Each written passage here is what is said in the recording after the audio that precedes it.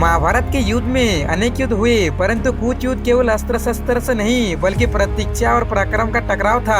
ऐसा ही युद्ध हुआ था महाभारत के सबसे प्रतिज्ञाधारी भीष्म पितामह और स्वयं भगवान विष्णु को छठे अवतार परशुराम के बीच। यह सुनने में अद्भुत लगता है कि साधारण मनुष्य और देवताओं के बीच युद्ध हुआ, पर यह केवल युद्ध नहीं बल्कि धर्म और प्रतिज्ञा का परीक्षा था। परशुराम को देवताओं ने जन्म ही इसलिए दिया था कि वो अत्याचारी क्षत्रियों का विनाश कर सके, और उनके पास भगवान शिव से प्राप्त पशुपात था।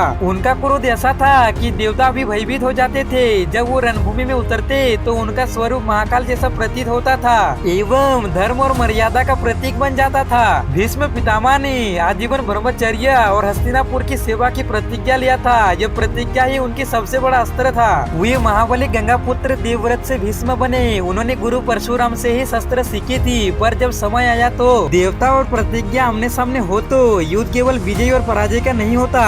दोस्तों चलिए अब हम बताते हैं कि संघर्ष का कारण। अम्बा नामक एक राजकन्या जिन्हें भीष्म पितामह ने बलपूर्वक अपहरण करके लाया था, परंतु स्वयं उनसे विवाह नहीं कर सके। जब अम्बा ने न्याय की याचना की और भीष्म ने अपने ब्रह्मचर्य व्रत के कारण विवाह से इनकार कर दिया, तब अम्बा ने परशुराम को पुकारा। गुरु परशुराम ने अपने शिष्य भीष्म को आज्ञा दी कि वो अम्बा से विवाह करे। जब भीष्म ने प्रतिज्ञा का हवाला देकर मना कर दिया, तब गुरु और शिष्य के बीच भीषण युद्ध होना अनिवार्य हो गया।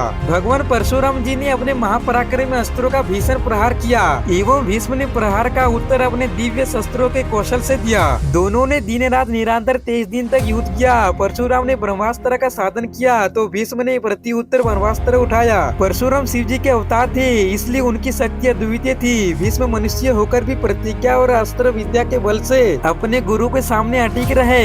दोस्तों इस युद्ध ने यह साबित कर दिया कि बल केवल शस्त्रों का नहीं बल्कि संकल्प और धर्म का भी होता है।